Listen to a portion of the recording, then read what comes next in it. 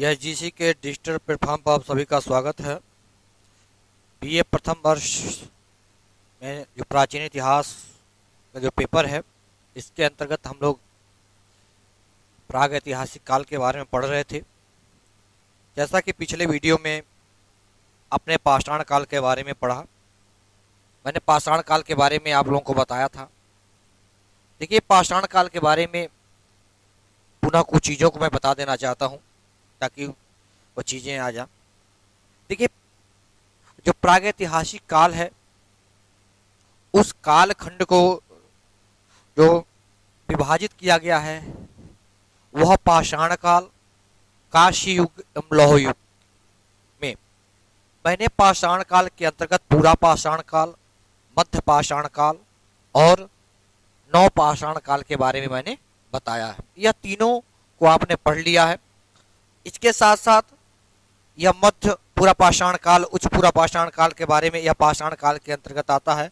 उसमें पाषाण काल में जो विकास हुआ उसका यह है। लेकिन आज की वीडियो में हम लोग पढ़ेंगे काश्य युग के बारे में और लौह युग के बारे में। देखिए, काश्य युग और लौह युग के बारे में देखिए, काश्य युग और लौह युग, तो हम लोग काश्य युग और लौह युग को बारे में पढ़ेंगे। देखिए, हड़प्पा की जो काश्य युगीन संस्कृति पहले से रही है। इसके साथ साथ देखते हैं हम लोग अधिकांश ताम्र पाषाण काल की संस्कृतियां बाद में आई। इसके साथ साथ विभिन्न जो तांबे के जो बर्तन से लेकर के तमाम जो चीज़ें ताम्र पाषाण काल में जो प्राप्त हुए, तांबे के बने हुए जो चीज़ें थीं उनके अंतर्गत जो प्राप्त हुई हैं, उससे बाद से लेकिन यह और चीज़ रही है कि काश्य युग और लौह युग के बारे में, कि लौह युग के बारे में, कि लौह युग और काश्य युग जो था, इसके अंतर्गत पहले हम लोग लौह युग को पढ़ें। अगर लौह युग के बारे में समझ जाएंगे तो इसको आगे चल करके मैं आप लोगों को यह काश्य युग के बारे में बताऊंगा। देखिए, इसके अंतर्गत जो चीज़ें रही हैं उन चीज़ों को समझने की बात है। हम लोग लौह युग के बारे में पढ़ें और उसके बाद से हम लोग यह देखेंगे कि लौह युग का किस प्रकार से विकास होता है। साथ साथ लौह युग के अंतर्गत जो विकास होते हैं वह किस रूप में रहे हैं। आप जानते हैं कि पाषाण काल में जिस तरीके से विकास होता है, उस विकास को आगे बढ़ाने में जैसे पूरा पाषाण काल, मध्य पाषाण काल और नव पाषाण काल रहे हैं। लेकिन काश्य युग और लौह युग का जो इतिहास है, यह समझिए कि ऐतिहासिक जो इसकी पृष्ठभूमि रही है वह उसको हम लोग आज जानने का प्रयास करेंगे कि लौह युग की खोज कब की गई और उसका क्या इतिहास है। लौह युग उस काल को कहते हैं जिसमें मनुष्य ने लोहे का इस्तेमाल करना सीखा। इतिहास में यह युग पाषाण युग तथा काश्य युग के बाद का काल है। काश्य युग में लोहे की खोज नहीं हो पाई थी। देखिए, जो काश्य युग है, इस काश्य युग में लोहे की खोज नहीं हो पाई थी। इसके साथ साथ और भी हम देखते हैं कि लोहे के अलावा कुछ अन्य ठोस धातुओं की खोज तथा उनका प्रयोग भी हमने इस लौह युग में सीखा था। जैसे धीरे धीरे ज्ञान फैलने या उत्पन्न होने लगा, उसके बाद से समयों पर जब देखते हैं हम लोग आगे चल करके, तो उपमहाद्वीप में यह 1300 ईसा पूर्व के आसपास का यह दौर माना जाता है। किसका? 1300 ईसा पूर्व, 1300 ईसा पूर्व के आसपास का माना जाता है। और जो इसके अवशेष मिले हैं, अवशेषों और चिन्हों से हमको ज्ञात होता है। देखिए, इस युग की विशेषता यह रही है कि इसमें मनुष्य ने विभिन्न भाषाओं की वर्णमाला का विकास किया तथा उस काल में साहित्य और इतिहास भी लिखे जा रहे थे। ऋग्वेद और जातक कथाएं इस काल में लिखी गईं। कृषि, धार्मिक विश्वासों और कार्यशैलियों का भी विकास इस काल में होता है। यह तो लौह युग रहा है, लौह युग का इतिहास है। हम लोग काश युग को जानेंगे कि काश युग क्या रहा है। देखिए, काश युग उस काल को कहते हैं जिसमें मनुष्य ने तांबे या ताम्र तथा उसकी रागें के साथ मिश्रित धातु कांसे का इस्तेमाल किया। देखिए, इतिहास में यह जो दौर है काश युग का, यह पूरा पाषाण युग और लौह युग के बीच का पड़ता है। यानी कह सकते हैं कि यह पाषाण काल और लौह युग के बीच का यह है जिसको हम लोग काश युग के नाम से जानते हैं। इसके साथ ही साथ एक और चीज रही है कि किसी भी धातु का खनन कर पाने की असमर्थता थी उस समय। एक काश युग में लौह युग की खोज नहीं हो पाई थी और लौह युग में तांबा, कांसा और लोहे के अलावा कुछ अन्य ठोस धातुओं का खोज भी उसमें हुआ था। एक काश युग की जो विशेषता है वह यह है कि मनुष्य शहरी सभ्यताओं में बसने लगा।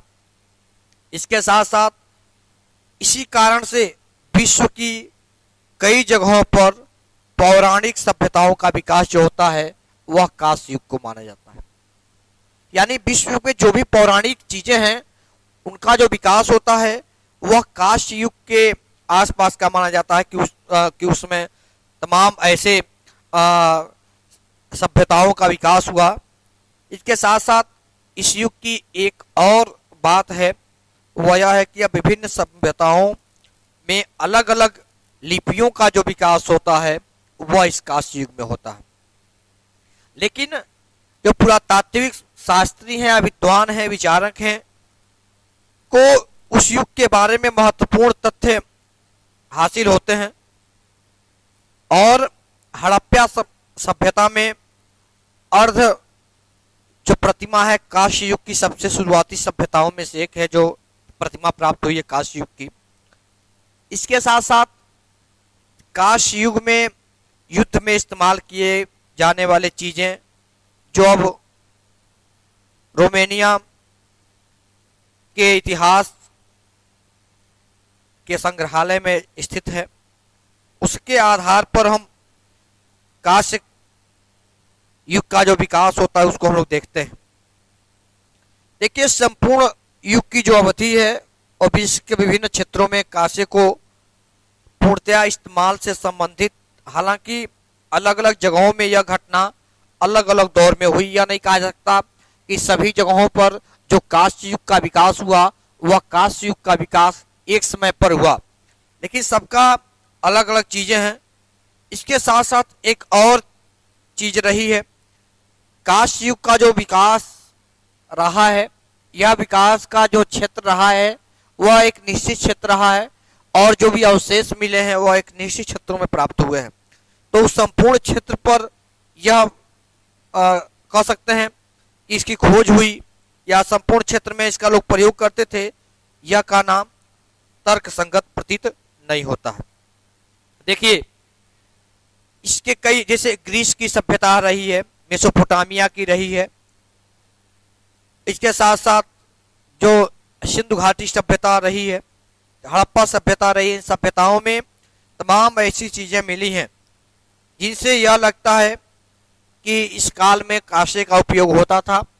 और लौह युग में, देखिए, लौह युग पाषाण काल से लौह युग के अंतिम तकनीकी संस्कृति में से था, तो कहीं ना कहीं कांस्य युग का जो डेवलप है वह जब डेवलप करता है कांस्य युग तो आगे चल करके यह लौह युग में परिवर्तित समझिए हो जाता है कि और आगे बढ़ जाता है।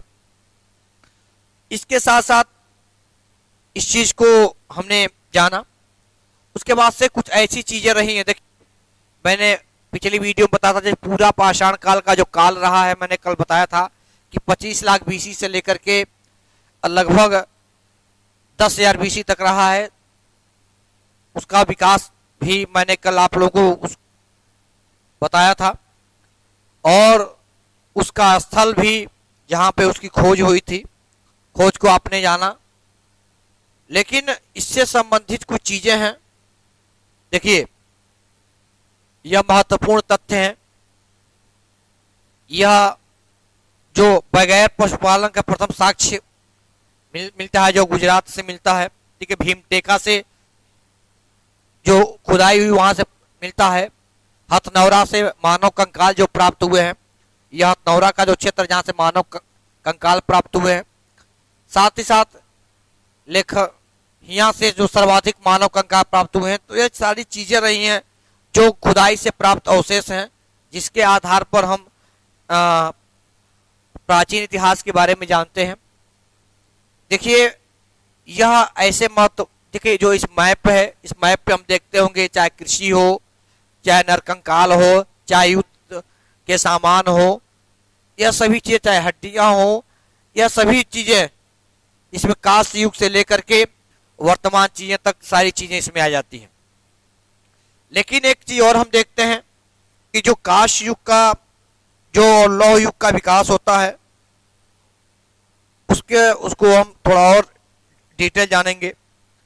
कि देखिए, यह धातु का खनन कर पाने में असमर्थता भी उस समय रही है। लेकिन जो चीनी भाषाओं का साहित्य इस काल में फूला फला अधिकांश चीजों में, तो उसको हम लोग थोड़ा और बैक जाते हैं और उसको हम लोग जानने का प्रयास करते हैं। लौह युग के बारे में मैं बता रहा था और कांस्य युग के बारे में, क्योंकि यह इंपॉर्टेंट टॉपिक है, यह पूरा एक काल ही रहा है, इसलिए यह दोनों को अगर समझना है, क्योंकि दोनों को समझने के बाद ही हम आगे के इतिहास के बारे में जान पाएंगे अच्छे से। देखिए, यह भारतीय भाषा ही नहीं, चीनी भाषा में भी समझ, चीन की जो मुख्य भाषा रही है, उस भाषा में भी अधिक बोली जाने वाली जो चीजें हैं, इतिहास रहा है, उसमें इन चीजों को हम लोग पढ़ते हैं। और जो कांस्य युग है, या समझिए इसमें भौतिक तत्वों का अधिक प्रयोग किया गया था। आज का जो वीडियो था, इस वीडियो में हम लोगों ने प्राग ऐतिहासिक काल के विभिन्न कालखंडों को जाना, चाहे वह पाषाण कालीन हो, चाहे कांस्य युग हो, चाहे लौह युग हो। देखिए, अस्त्र शस्त्र और कृषि उपकरणों के जो निर्माण में अधिकांश मात्रा में लौह का प्रयोग होता था, और यही लौह युग ऐसा युग रहा है जो आगे चल करके समझिए मानव क्रांति का, या मानव क्रांतिकारी स्वभाव में जो उसका परिवर्तन होता है, यह परिवर्तन का मुख्य जो घटक था वह लौह युग था। अगर लौह युग नहीं आता, या कांस्य युग का जो आगे का हिस्सा है जो लौह युग है, यह दोनों अगर डेवलप नहीं करते, तो फिर कहीं ना कहीं जो हमारा विकास है वह विकास रुक जाता। ताम्र कांस्य काल और फिर लौह काल, यह दोनों एक दूसरे के समझिए पूरक रहे हैं।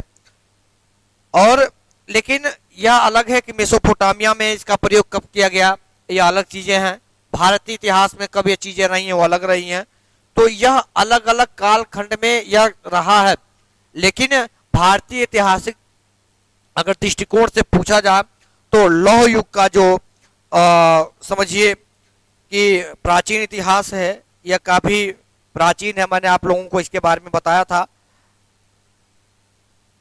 देखिए, लोहे की खोज के बारे में जो एशिया माइनर में लगभग 1800 ईसा पूर्व से 1200 ईसा पूर्व तक, 1800 ईसा पूर्व से लेकर के 1200 ईसा पूर्व तक माना जाता है कि इसकी लौह युग की खोज हो गई। और आरंभ में उत्तर तथा दक्षिण में एक साथ इसका नहीं हुआ, बल्कि दक्षिण भारत में लोहे का प्रयोग उत्तर भारत की अपेक्षा काफी बाद में हुआ। यह नहीं था कि उत्तर और दक्षिण भारत में एक साथ हुआ, नहीं। दक्षिण भारत में लोहे का प्रयोग जो था वह पहले हुआ था, जबकि उत्तर भारत में लोहे का जो प्रयोग हुआ था वह कम हुआ। इसलिए उत्तर और दक्षिण क्षेत्रों में अलग अलग समय पर हुआ था। और जो इसका खोज भी था मैंने बताया है कि अलग अलग हुआ था। लगभग 1200 ईसा पूर्व के लगभग शक्तिशाली जो साम्राज्य का जब विघटन हुआ उसके बाद से ही भारत में लौह युग का प्रारंभ माना जाता है। देखिए सर्वप्रथम हित्ती नामक जाति के लोगों ने लोहे का प्रयोग करना प्रारंभ कर दिया। कौन जाति? हित्ती। हित्ती जो जाति के लोग थे सर्वप्रथम उन लोगों ने लोहे का प्रयोग करना आरंभ किया था। इसके साथ ही साथ देखते हैं पामीर के पठार की ओर से आए हिमालय के नीचे के उत्तर दक्षिण पश्चिम की ओर चलते चलते महाराष्ट्र तक यह फैल गया। कुछ विद्वान इन्हीं को भारत में आने वाले प्रारंभिक आर्य भी उन्होंने माना और कहा कि यह लौह युग के अंतर्गत ही समझिए परिवर्तन होता है। देखिए विद्वानों की जो धारणाएं हैं वो अलग अलग हैं। उत्तर भारत में इसका आरंभ ईसा के 1000 वर्ष पूर्व माना जाता है और 800 ईसा पूर्व में लोहे का प्रयोग लगभग प्रचुर मात्रा में होता था। कब? 1000 ईसा पूर्व से लेकर के 800 ईसा पूर्व तक, 800 ईसा पूर्व तक भारत में प्रचुर मात्रा में समझिए कि इसका लोग प्रयोग करते थे। देखिए एक और चीज था कि जब व्यक्तियों की मृत्यु हो जाती थी तो मृतकों के जो भी शव होते थे, शव में गाड़े गए लौह उपकरण भारी मात्रा में प्राप्त हुए हैं। ऐसा औजार बलूचिस्तान में मिले हैं और इसी काल में लगभग हम देखते हैं कि पूर्वी पंजाब, पश्चिम उत्तर प्रदेश, राजस्थान और मध्य प्रदेश में भी लोहे का प्रयोग हुआ है। एक खुदाई में जो चीजें मिली हैं जिसमें तीर के जो नोक थे, बरछे के जो फल थे आदि लौह जो अस्त्र मिले हैं जिनका प्रयोग यह माना जाता है कि यह ईसा के 800 वर्ष पूर्व हुआ था। ईसा मसीह के 800 वर्ष पहले हुआ था और उत्तर प्रदेश में आमतौर पर होने लगा था। देखिए लोहे का प्रयोग युद्ध में और बाद में कृषि में भी इसका प्रयोग होने लगा था। इस साहित्यों में भी इस लौह युग का प्रमाण मिलता है कि लौह युग की प्राचीनता सिद्ध करने के लिए हमें ऐतिहासिक और पुरातात्विक दोनों ही प्रमाण मिले हैं। ऋग्वेद में अयस नामक धातु का उल्लेख मिलता है। कौन कौन? अयस, अयस नामक धातु का मिलता है और अयस तथा श्याम अयस नामक दो धातु हैं। इनमें लौह अयस लोहा तथा श्याम अयस मतलब तांबा अनुमानित किया गया कि सोना, लोहा और तांबा अनुमानित होता है। यूनानी साहित्य में भी इस चीज का उल्लेख मिलता है कि भारतीयों को सिकंदर के भारत आने से पहले ही लौह का ज्ञान हो चुका था।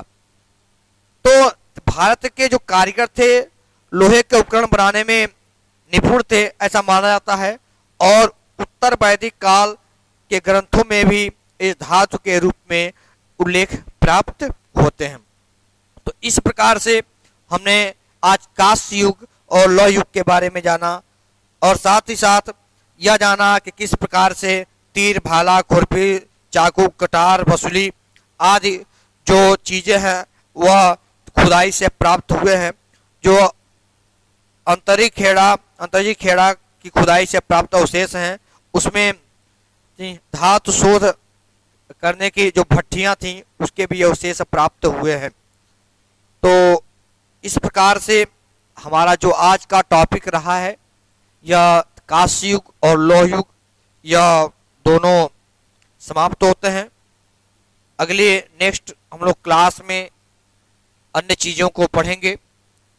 तब तक के लिए धन्यवाद।